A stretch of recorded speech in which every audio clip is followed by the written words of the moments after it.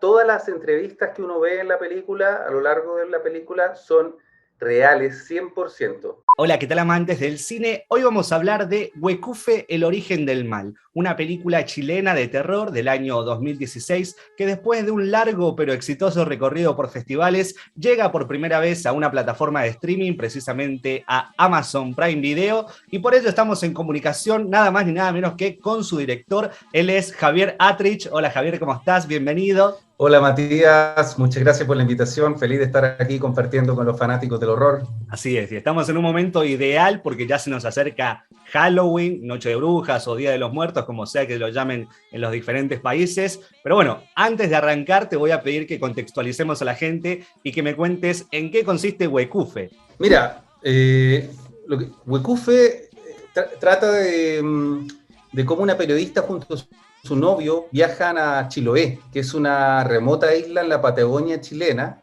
para realizar una investigación acerca de la relación entre el gran número de crímenes de origen sexual y los mitos y leyendas que rodean este aislado y misterioso lugar. Pronto se darán cuenta de que detrás de estas leyendas hay algo mucho más aterrador que los llevará a un ineludible destino, lamentablemente para ellos. Y entiendo que la historia de esta película no la creaste completamente desde cero, porque está basada en mitos clásicos de la zona, de allí de Chiloé, y me gustaría saber cómo fue tu primera toma de contacto con estos mitos. Sí, mira, mi primer contacto con la mitología y las leyendas chilotas fue a muy temprana edad. En el colegio recuerdo que habían libros de historia de Chile que traían capítulos completos a los mitos y leyendas chilotes. Entonces me causaron una muy temprana fascinación y con el tiempo me fui cuestionando la raíz de estos mitos, ¿no? Nadie nunca los cuestionaba, eran historias que se pasaban de generación en generación a través de nuestros abuelos y todos las atesorábamos con mucho entusiasmo, pero nunca se cuestionó el origen de estos mitos.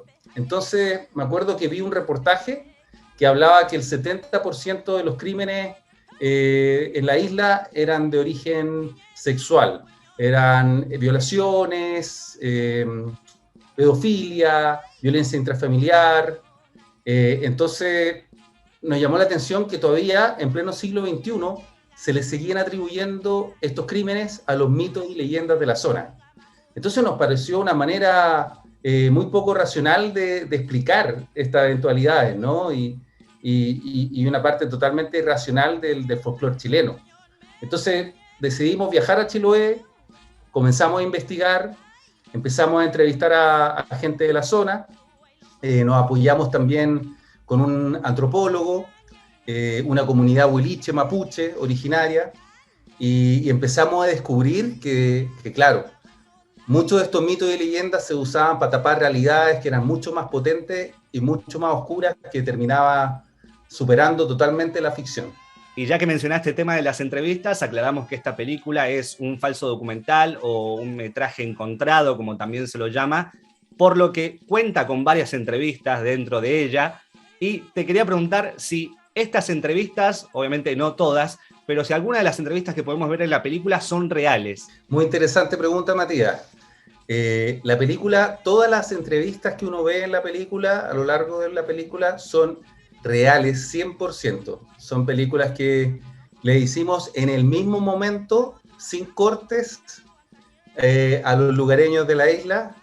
Y lo que pasa es que nosotros cuando empezamos a grabar Huecufe nos dimos cuenta, por más que teníamos un guión completo de 100 páginas, bien estructurado, y un plan de rodaje resuelto, nos dimos cuenta que esa película era imposible hacerla si no le dábamos espacio a la improvisación, a la adaptación y sobre todo a la suerte.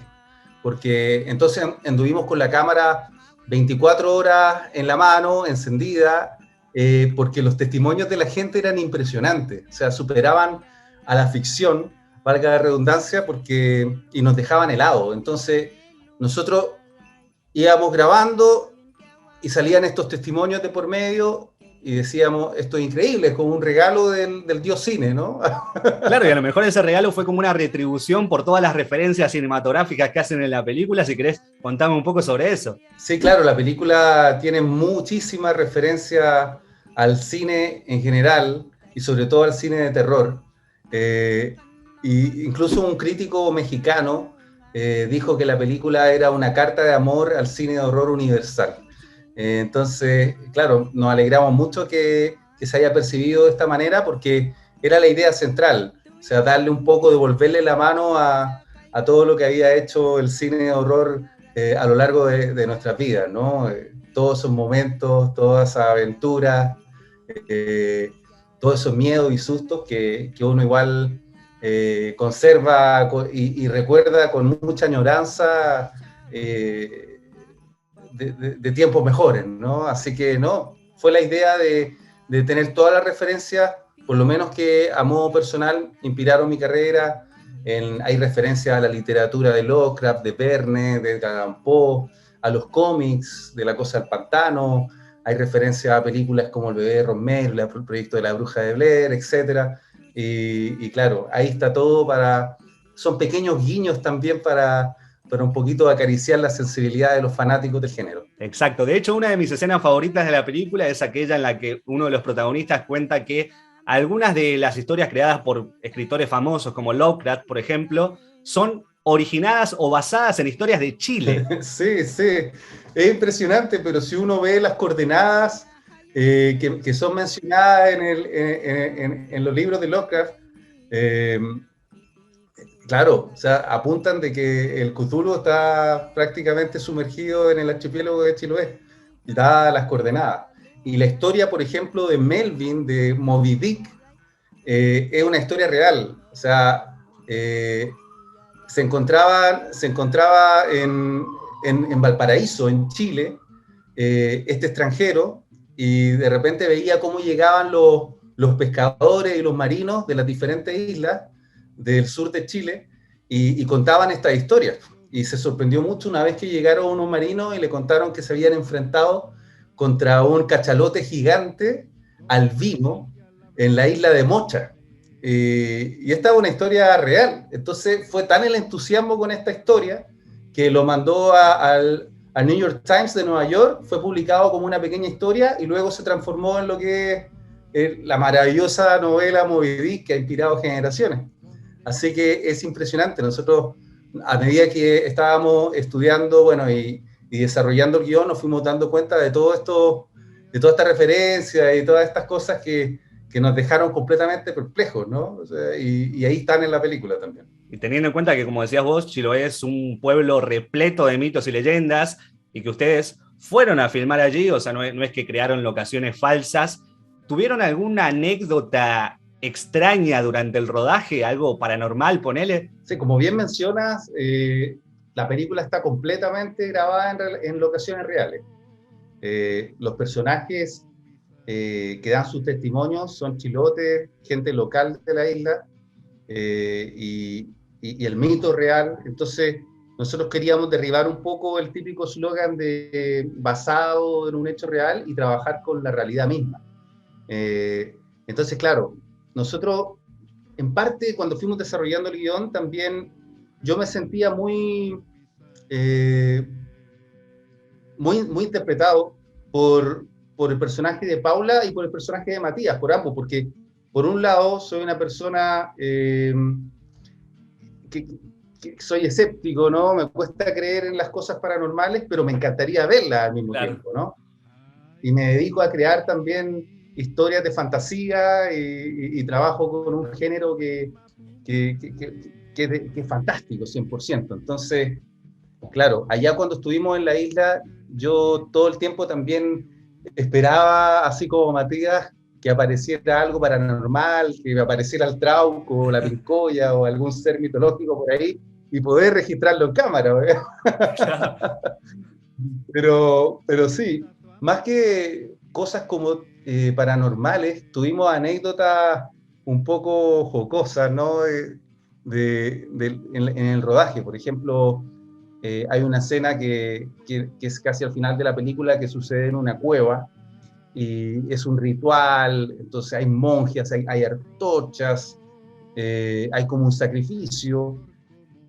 Entonces, me acuerdo que llegaron unos vecinos de esa isla y estaban escandalizados. O sea, nos dijeron qué están haciendo, paren con esto, vamos a llamar a la policía, y nosotros le tratamos de explicar que era un rodaje, que era todo falso, que era maquillaje, que era de escenario, que era ficción, y no hubo caso, la señora terminó llamando a la policía delante de nosotros, y me acuerdo que estábamos ahí cuando ella agarró el teléfono y dice, hey, están haciendo acá un sacrificio, están sacrificando una virgen, hay brujos, hay un diablo. Imagínate la cara del policía al otro lado del teléfono, ¿no? Así como, señora, se le olvidó tomarse la píldora, ¿no? Sí, y eso fue una de las anécdotas. Otra, por ejemplo, en el pleno rodaje, estábamos en un lugar así muy inhóspito, donde no teníamos luz, agua, baños, nada, y eran como ya las 5 de la mañana, y teníamos que terminar una cena, y yo voy corriendo con la cámara en mano, y me clavo así un clavo oxidado, me atraviesa el pie. Y tuve que armarme de valentía y seguir con el dolor filmando hasta el final. Claro. Después terminamos como a las 8 de la mañana en una especie de hospital de pueblo chico, poniéndome una vacuna antitetánica para evitar que me vaya a contagiar algo. Sí, pero ese tipo otra, por ejemplo, Paula. Paula también, la última escena tiene que estar ensangrentada de pie a cabeza, y para conseguir este efecto hicimos la sangre con sirope de savia, con colorante, endulzante, entonces es una mezcla muy pegajosa y muy olorosa, muy olorosa y muy dulce. Entonces es súper incómodo andar con esta cuestión encima. Entonces nosotros tratamos de hacer toda la escena rápido con ella, y le dijimos que se podía ir tranquilamente hacia las cabañas a pegarse una ducha y quitarse todo esto de encima. Entonces, cuando la mandamos, se fue sola por un camino bien oscuro, ¿no? Y medio tenebroso de este archipiélago. Y se me acerca después uno de los chicos que estaba haciendo de extra, que era un chilote de la zona, y me dice, oye, hace poco una pareja de extranjeros trajo una pareja de jabalí acá a la isla, y se cruzaron y se llenó de jabalí toda esta isla. Entonces dijimos, ¿qué hicimos? Mandamos prácticamente un waffle gigante, claro. un señuelo de jabalí directamente a una trampa. Entonces, Dios mío, menos mal que no le pasó nada a Paula, y ahora podemos contar la anécdota como algo cómico, ¿no? Totalmente. Y en cuanto a la música, podemos encontrar varias canciones dentro de la película, pero hay una que se destaca por demás, que es Duerme Negrito. Duerme, duerme, negrito, que tu mamá está en el campo. ¿Por qué esta canción? Sí, es una canción para mí. Lo que pasa es que cuando nosotros grabamos Huecufe, o sea, cuando empecé a desarrollar el proyecto y escribir las primeras líneas del guión, fue al poco tiempo después de haber perdido a mi madre. Mi madre falleció un tiempo corto antes de que empezáramos a escribir el guión. Y claro, era una canción que ella cantaba cuando yo era chico, y como una canción de cuna, ¿no? Entonces, es una canción además que relata muy bien toda la injusticia y la tragedia que vive América Latina, ¿no? Desde que llegaron, bueno, los monjes, o sea, los españoles, los jesuitas, pasando después por la colonización y con la llegada de los colonos y la explotación, ¿no? Y con el inquilinaje y todo lo que hemos pasado. Entonces, esta canción, lo bueno también es que no tiene un autor. Es una canción que ha sido interpretada por grandes de la música como Víctor Jara, Atahualpa, pero es una canción que estos mismos cantantes la escuchaban en los cafetales, la escuchaban de los trabajadores en Latinoamérica. Entonces es como una canción popular que no le pertenece a nadie, que nadie se puede adjudicar su autoría. Entonces me pareció algo muy lindo, porque finalmente es una canción que le pertenece a todos los latinoamericanos.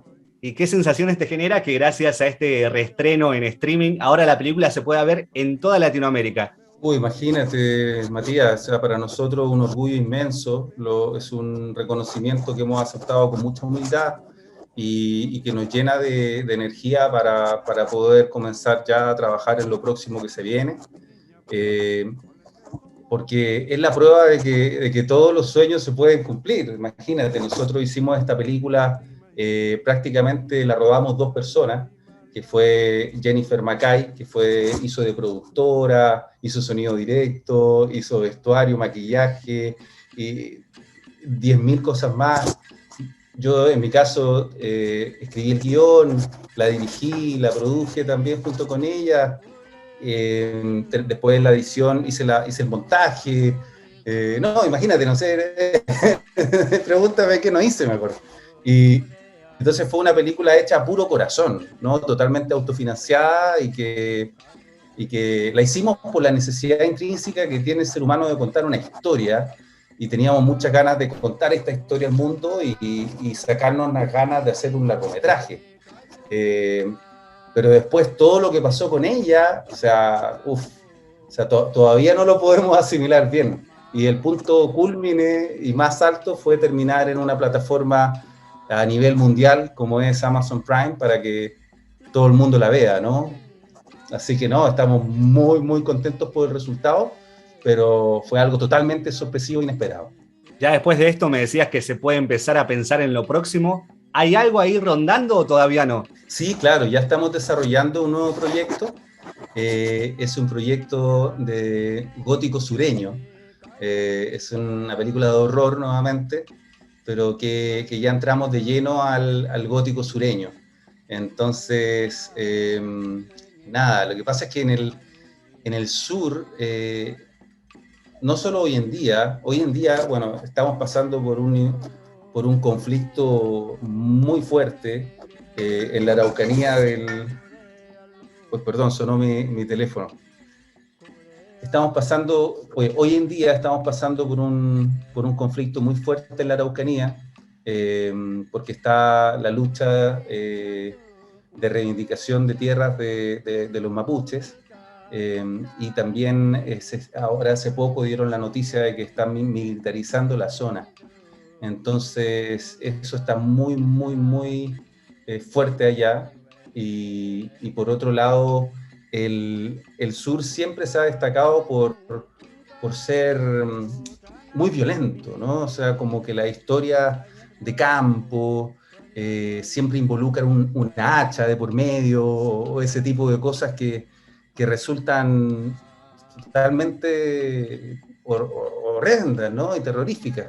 Así que estamos trabajando en una historia de gótico sureño que sería como más que nada un thriller psicológico, y estamos muy, muy entusiasmados. Queremos volver a mezclar un poquito la realidad con la ficción, pero ya sería en un rodaje ya